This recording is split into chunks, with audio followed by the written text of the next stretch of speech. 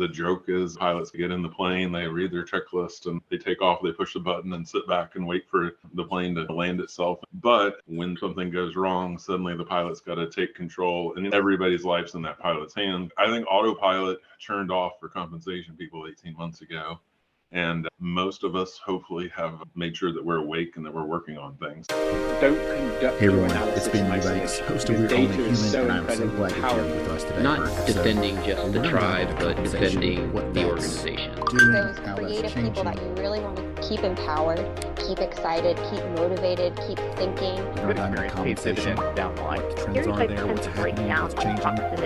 Welcome to We're Only Human, a podcast about human resources, business, technology, and the workplace. My name is Ben Eubanks, your host, and I'm so glad you're here.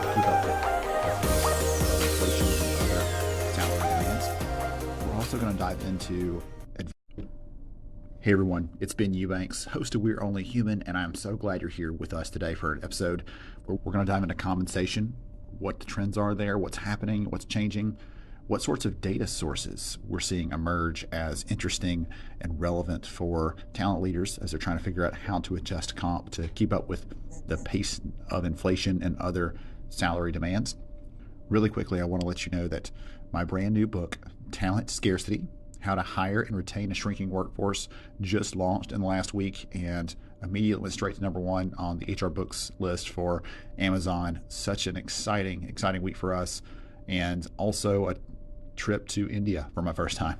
I'm keynoting a conference over there, and it has been such a wonderful experience to meet an incredible community of people who is dedicated to serving and loving their employees and their candidates just like any of us would be in the United States. It's been an incredible time to meet them. Just the degree of professionalism, the degree of warmth and kindness from the people here has been so surprising and so wonderful as well. I've just enjoyed it so much. So those are the couple things, quick updates for you. I'll make sure you get the link to the book into the show notes in case you want to go check that out. People are talking about it because the new government data from this week came out, said that the economy added 500,000 new jobs in the U.S. in the last week. And of course, every time I get a book done, I wonder, is this going to be the right timing? Is it going to be the wrong time because some of the stories about layoffs, things like that? But then we saw 500,000 jobs added just this last week, same week the book came out. And so it feels like talent scarcity is truly the environment that we're in. So I think you'd enjoy the book. Lots of great stories and examples, just like I share here on the podcast. Some of those stories actually from the podcast as well, from the interviews and conversations I've had here. So if you follow the show, you would definitely enjoy the book. I write the same way that I speak. It's not aloof and detached and academic. It's very personal, down to earth, relatable, and so on. So I'll make sure that link is in the show notes if you want to check the book out. And let's get into our conversation with Bryan Briscoe from Marriott on how comp is changing, evolving, and trending, and what each of us need to know to do compensation well. Hey everyone, it's Ben Eubanks, and I'm so glad you're here with us. Looking forward to this conversation today. We're going to talk about some fun stuff, and I'm excited to be joined by Bryan Briscoe. Bryan, welcome. Glad to have you, sir. Yeah, thanks, Ben. I appreciate it. Absolutely. Thanks for having me. Hey, I told you before we started recording, I've been looking forward to this for a while. So I'm excited to finally have the chance to have some conversation, dive into some of the things that are top of mind for you, all that good stuff. So before we get into that conversation, would you take a minute and tell the audience a little bit more about who you are and what you do, please?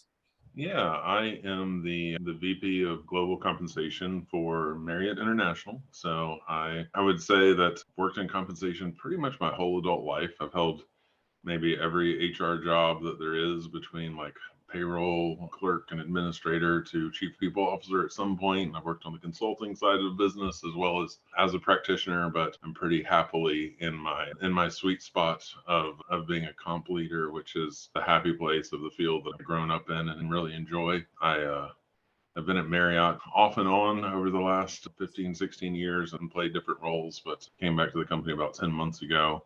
So I get to work with a lot of people I know in a different capacity, and I've had a great time with it, but I'm still always trying to learn and grow as a compensation person. Absolutely. You talk about comp, and I can see that you smile when you mention that you work in comp and it excites you, but there's plenty of people probably that would hear that and think, ooh, there's lots of other things I would rather do. Why is comp so appealing to you? What about it draws you in or gets you excited?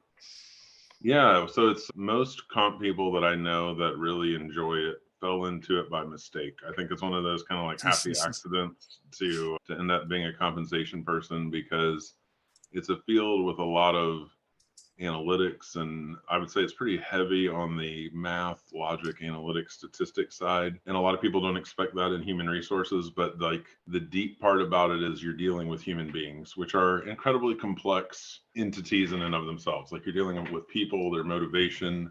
So I would say the math is actually more interesting to try to apply, because it's harder than what it is with maybe measuring like widgets or just counting money or doing those things, because people aren't always rational. So I think the fact that the math is like, we do a lot of math, we try to figure out where a lot of money goes and how to allocate capital, but it's not as easy as it is. And I'll probably get in trouble for saying that with a lot of people, but I don't think it's as easy as it is with like asset allocation for a financial investment firm. The money is the money, and the investments are shares of stock or things like that. People are far more unique. So I think I like the unending complexity of what happens when people are exposed to different things. I completely can agree with that. So I tell people often that the other path for me, the other career I didn't choose, was to be an economist, just understanding why people make decisions. You mentioned they're irrational, right?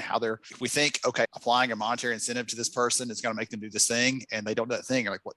Well, all the other things should have, what happened here? And as you said, we are complicated creatures. So that's a really great answer. Very interesting. I've never heard anybody say that around the comp stuff, but I can see how that would be absolutely true as a driver, and I think that draws you into it. So one of the things I want to ask you about is, in the last year, I've heard more companies talking about comp, more companies thinking about this as a big picture priority, whether it's because it's hard to find people, because of some of the legal stuff that's coming up in different states, things like that. And I'd like to hear from you. Do you think that comp has become more important in the last 12 to 18 months? And if so, how? Yeah, so I think I've just saw some things floating around LinkedIn, and I haven't validated them, so I probably shouldn't be sharing them. But I've seen, and there's probably some bias coming from some of my friends in compensation, but a lot of like data points coming out that like spending on compensation within companies has like more than doubled in the last year. And it's one of the fastest growing areas that companies are spending money on in terms of like corporate investment. Some of that is technology, and some of that is people and different things, is what it looks like. But I think what's really happened is you had a pandemic that was a disruptive factor on things. And so it's really obvious to see how like a pandemic impacted like talent acquisition, recruiting efforts, and those things, because 20 million people lose their jobs. And then within a couple of months, we're trying to hire those 20 million people back into the labor force and wondering where they all went and doing those things. Well, of course, like that's a major disruptive event for compensation. Then you put in the monetary easing and inflationary factors. If you take the United States, and if you think about the US dollar as the world's reserve currency, we've had more inflation and impact in the last 18 months than what we had certainly over the last 2 decades in any other 18-month period, really maybe the last 3 or 4 decades. So I think where there's a lot of focus on compensation is a lot of companies and a lot of comp professionals probably growing up in the time that I've grown up in compensation. Up until the last 2 years, it was, we have a 3% merit budget. We have there was just this standard of, we had very low inflation, wages were growing relatively steadily. Everything was normal. It's when everything goes crazy that it suddenly becomes important, right? So if wages are climbing 6 or 7% a year and inflation is 8 or 9% a year, compensation people aren't just trying to explain why there's a difference there, but you're trying to figure out, what do you do in your corporate, what do you do in your whole strategy of how to do this, right? There's countries that have had 20, 30, 80% inflation in other parts of the outside. If you go outside of the US, there's always a different world, but I think you have places like Argentina or countries, Venezuela, where they've dealt with some long-term big inflationary things, and they're used to giving pay increases every month or every 2 months or every 3 months. And for US companies, for professionals, we built entire systems saying every year, everything just moves a little bit. One time, we do one review, is one question. And that's just a formality, because we all know that things are just plodding along.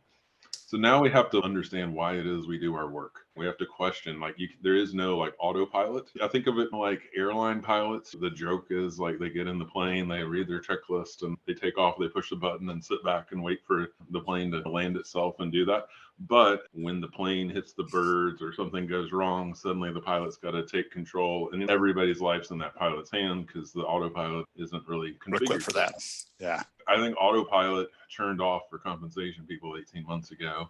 And most of us hopefully have made sure that we're awake and that we're working on things. So I think it's a very different world. There's certainly different conversations than I've ever had in my career over the last couple of months, I would say. Yeah, I was thinking about, I've never done it on the scale that you're doing it of comp, but I think about the conversations I've had, things like that. And I was on a session a few months ago that I was facilitating a conversation between a compensation leader and a recruiting leader. And it was a throwdown because in many cases over the last year, those two audiences have been butting heads or what do you mean I can't have more budget? Sorry, you're maxed out. We're got pay compression over here. And then you put the recruiter saying, yeah, but if you want any of these people that we're supposed to be hiring, I'm going to have to do something about this. And so for me, that was a fun conversation to facilitate because we were drawing out the things that matter to the TA leaders, but also to the comp leaders and say, hey, at the end of the day, we both want to hire the right people. We want to do it fairly. We want to keep those people that are already here. We want to do those things. So that's what we have to be. We can't just say, it's just that I'm just going to throw it down. No, we've got to figure out together how to get to some sort of resolution that's going to work for everybody and not just patch this and create a bigger problem 3 months later when those people get mad and quit or whatever else. So there's some really interesting dynamics, like you're saying, changing, whether it's macroeconomic or it's just in each company, the things they're seeing are dramatically changing how they perceive comp, I would say. Yeah. Yeah, no, I think the conversation changed. I think the partnership with talent acquisition for comp people has probably been, in most companies, it's probably been underrated, or I think in a lot of places, it's almost like one side's there to say no and the other side's there to make the case for yes. I won't say which side, but most people that have worked on either of those sides know how it goes. Like for me, an experience I had when I was at a smaller company as I went through my midlife career journey, and I was running all of HR, and I had the talent acquisition team reporting to me, and we were trying to do, and I got at a very different perspective, I think, looking at how those two work together. And it's not, when you step back from the individual, I really need this candidate right now, but they're over my range or they're over my budget. And you look at like, where is that trend, or what's happening with our time to fill? What's happening with the big picture metrics? There's a lot where compensation needs to work with talent acquisition when it's kind of not the heat of the moment, trying to close the candidate that the whatever senior vice president wants, like outside of those moments. So I think there's the pandemic, and then this sort of inflationary period is probably raising out a lot of those questions and those opportunities. That's a whole conversation probably for a different day, but I think that's an interesting way of putting it, saying the only time we talk shouldn't be when I'm arguing with you over this range or this offer I'm trying to make, but we should be having these conversations on a deeper level to say, hey, here's where I see things going. Are you getting any indicators of what's happening? Any idea what's going to be next here? Like having some more proactive, forward-thinking conversations versus just always reactive. I think that's a really interesting thing to bring into that. One of the first, for the audience listening into this, one of the first things that I had ever seen you post, someone had mentioned your name. I started following you and I saw you post a piece on LinkedIn. It's probably like a year ago now, maybe, but you'd post this piece around, you'd asked a poll asking your friends, your colleagues here in the comp space about crowdsourced compensation numbers and data sources like that. And what is the market going that way? Is it just a data point? Is it just a kind of novelty at this stage? What's the real? I'm completely paraphrasing, but essentially you were saying, is this real or is it just noise right now? And right. I'd love to get your take on that broadly. Again, just your perspective as a compensation practitioner. What is the value of using crowdsourced or more public data sets, not just the traditional salary surveys we've all relied on for many years? Yeah. So maybe if I just take a little bit of the journey. So I came up, I say with like my core compensation training came up in consulting, working for one of the I've worked for both of the two of the largest HR consulting firms that sell a lot of compensation surveys. And I came up working on that side of the business and saw, read, wrote, rewrote, helped clients with lots of white papers about why we use compensation data from salary surveys, and between the safe harbor, the compliance stuff, the not using self-reported data, all of these, the whole litany of things that if you're a compensation professional, there's like this almost like standard canned answer of why we don't use like the industry association survey. You don't take the data from the clown college on how much clowns should get paid because they have a vested interest in marketing. How there's often some bias in those numbers and those things, right? But I think as I've gone along and matured and as more data becomes publicly available, there's definitely different sources that are out there that might be indicators, right? So I would say I'm still firmly in the camp that, and like for my compensation team, we buy a lot of compensation surveys from the big compensation groups, and we participate in industry surveys and club surveys. We do a lot more than most people do. But I think there's supplemental data. I think there's data that comes in from around like the Bureau of Labor Statistics. They used to have a lot of lag time 10, 15 years ago that there was like a long lag between when they would publish data. It's gotten a lot faster. I think that there's more opportunity in some of the places where the data sets around self-reported data have gotten much larger. I think there's more normalization of some of this. I'll give credit to Paul Ryman, who I do a lot of presentations and some podcasting of our own with, to talk about H-1B visa data that has to be published, right? So there's data that's available for people to see what companies are offering H-1B visa workers, for example. That's something that people are attesting to the government to say, this is the salary range that I posted and offered, this is what I did. It's not to say that these things give you the answer as a compensation person or that they replace that data. But when you're looking for like nuances, or particularly in the time of year when your salary surveys are old, because we have had in the US this, like, we do it once a year. Like we take the spring data, we get it in the fall, we analyze it, we roll it out the next year. Sometimes by the time we're using it, it's months, and we're trying to figure out answers from that. Like 14-month-old data doesn't do you a lot of good if inflation is running 8 or 9% and the labor market's going crazy, and if 40% of people have changed their jobs in the past year. That's essentially the entire market has moved. You might as well be looking at gas prices in the 1980s or something. But it's still there. It's maybe not that bad. It's a little bit of an exaggeration, but knowing current data that's available, looking at what's happening with job posting data, because if you know your competitive set in different jobs in the different markets, like I think hourly jobs and management jobs and executive jobs, and there's different indicators that show up in the marketplace for those. I think learning where those are more or less reliable, or where you can see those leading trends, those are some pretty important things. And I think using more and more of that, not to replace what we've done in compensation, but to add to and to supplement and to give guidance around trends has been pretty important. I've talked about all of these different sources for a while and some of the research we've done. And the way you just put that was, truthfully, the survey data we've collected for a long time is a little bit reactive. We see that and we react to it. We respond to it. Some of these other things you're talking about are a little more proactive. We're looking at leading indicators of what companies expect to pay people, whether it's visa data or it's data from some of these job postings, other sources like that. So I haven't stopped to think about it that way, but that's a really interesting kind of split there to say, we're not going to just base everything on, okay, we looked at 1,000 job postings, we're going to price based on what they put out there because that's risky.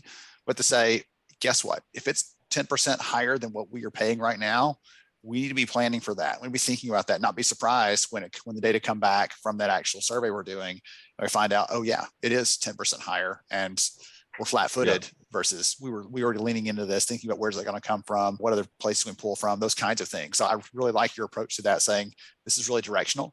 It's not replacing, but it's a great supplement. It's a great tool to help us inform the other decisions we're making across the spectrum. And I think trends have been underrated. For years, I've looked at salary surveys as not just looking, what does the salary survey say, but how has the same survey matched and the survey changed over the last 3 years, that kind of thing. How much participation is there? So like I can price an accounting job in one of the major surveys and see how many thousands of incumbents there were from year over year, how much participation there is, how much movement there is there any change in the pay mix? There's a lot of stuff that compensation surveys are good for. But like you talk about job posting data, it's one thing to look at 1,000 job postings. It's another thing to look at 1,000 job postings for the same search every month of the year, right? Or every week, and look at it and go, because yes, you might see in June or you might see in November that there's a huge spike in job postings because there's seasonal hiring or something like that.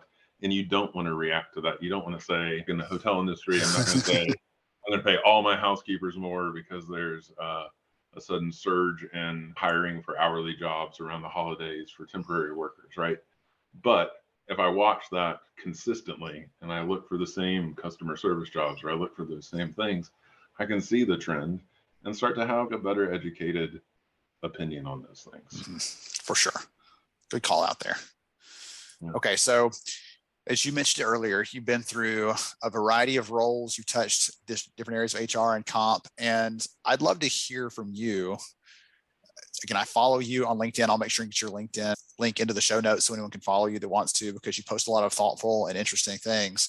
But if there's a piece of advice or a recommendation you would give to your peers out there right now, you've already covered some really good ground already. I think they've got some good notes if they're following along like I am. But I'd love to hear from you. Is there a piece of advice on how to do this better when it comes to managing and leading comp, or a skill or an approach, something else that you found to be valuable? Anything that you'd like to take this moment and give back to all your friends and peers who are in the space? Yeah, I love the way you phrase that question too. Thanks, Ben. I think all of this compensation works as a community because it's maybe more so than a lot of other disciplines, because we're not allowed to share with each other, but yet like practices can flow freely. I think if you look at 2022 or even late 2021 as huge opportunities to go, like, why do we do what we do? Like the same standard. I can't just do a 3% merit and a 2% structure movement every year. Or I can't just follow status. And I think it's daunting and it was a lot of work. But I think if you look at it as this is an opportunity for us to remember why it is we do what we do, like not just to be on autopilot, like we actually need to fly the plane. I think in 2023, the regulatory environment has changed a lot. I think with pay transparency, I talk to a lot of comp people who are like, and I'm not going to say that there's not a day or two that goes by where I go, man, a lot of governments are making our job more difficult. It's easy to slip into that sort of mindset, but I think of those things all as opportunities, right? Like the parameters are changing, the rules are changing. I know a lot of comp people that do not like the idea that we have to publish salary ranges on job postings. It's like a private thing internally. You know what it is? It's a little bit more accountability for us. And it's also an opportunity to learn what other people are posting. There's more information. There's good and bad that comes out of all of that. Yes, I have to share more information, but I also get to see more information of what other people are doing. I get to analyze all of that too. And also how we interact with, like in my case at Marriott, we have a lot of associates or ladies and gentlemen or different groups that we refer to that some people call employees, but how you work with your associates or the team of people that you support, how you educate them, how you talk to them, I think we're going into a world, like a more transparent world means we have to talk to people more like they're adults. And I think in the compensation function, we've hidden behind a curtain of nobody wants to know how people are paid, all our files are secret, three people get to see this, and this is how we go. And I'm not saying that's all going to change, but I think embracing where the messaging needs to be, embracing the opportunity to talk to people about their careers and their career path. And, I just think about, I had so many great discussions about inflation with like leaders and managers this last year. And I went to like events that we had and talked to managers and listened to what they had to say about this is crazy. How are people going to feed our families? What are we going to do? How do we react to that? How do we like look at our pay mix?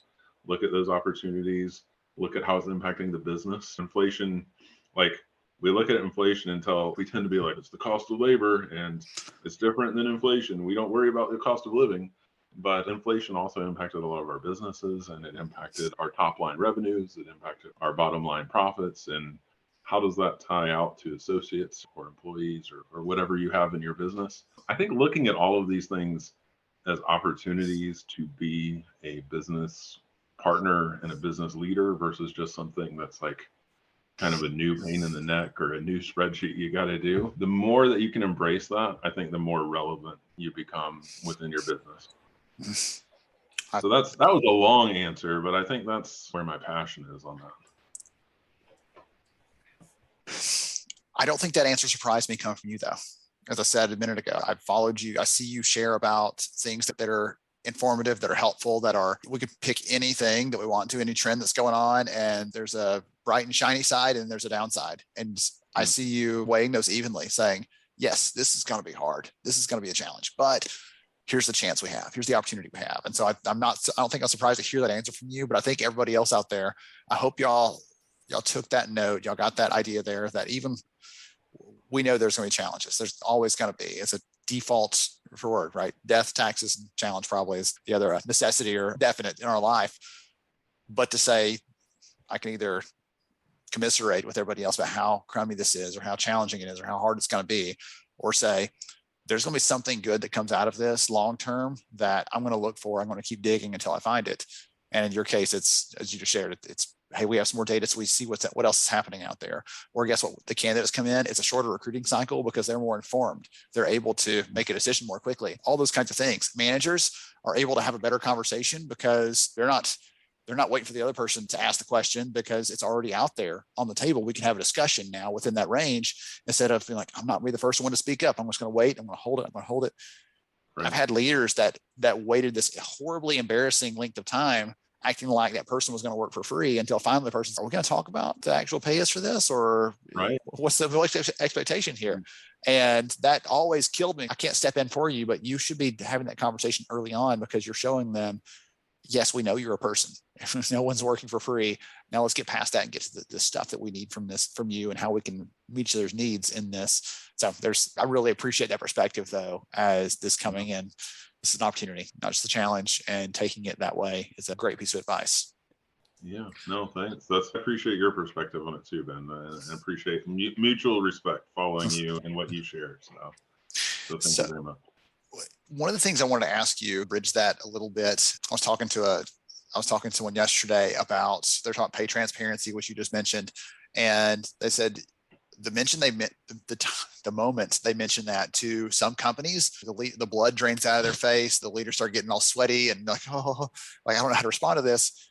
And what's interesting is I said, when we actually look at our data, when we talk to employees, when we survey the workforce, we ask them about things like transparency and what they're looking for. They don't want to know everything that everybody makes. They don't want to know all that stuff. Some people do, but most of them just say, hey, I want to know how my pay is calculated. I want to know what it takes to get from point A to point B, the next stop on this train here at this company. I want to know those kinds of things.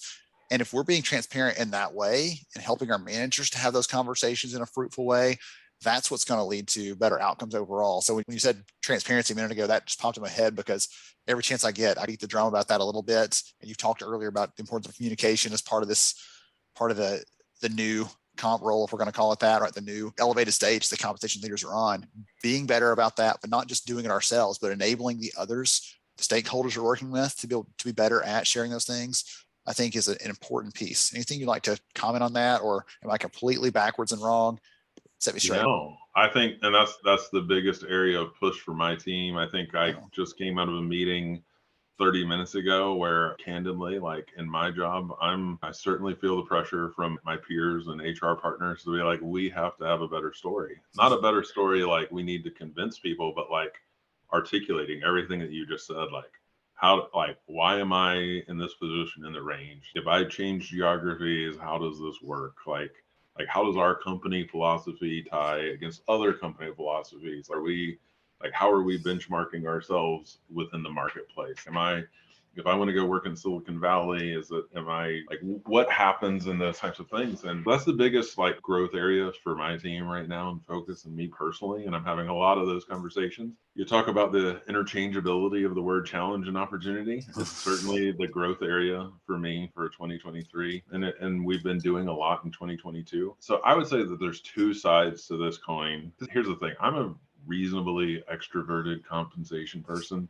Most people in comp, I would say, if you go through HR departments, the compensation there are some exceptions, and I can think of a few people that are out in the middle of the dance floor when there's the big party. But for the most part, the compensation people are probably leaving early and hanging out at the edge of the wall in the shadows, right? Yes. It's not the field for the biggest extroverts in HR. I think we have to come out of that sort of hiding behind things. We have to be able to articulate, and we also have to listen, right? I've spent a lot more time in the last year going out and trying to just listen to people, and not just listen to my HR partners, but listen to the managers and the leaders and let them ask me tough questions. Let me test out, does this make sense? And going through those things, I think getting into that feedback loop of communication versus maybe hiding behind, I've got a salary structure, or here's a policy, or here, this is the way we've always done it. Those types of things that we tend Exception, out of range. Sorry. Yeah, exception. Yeah, we don't do red circling anymore. Yeah. The answer is,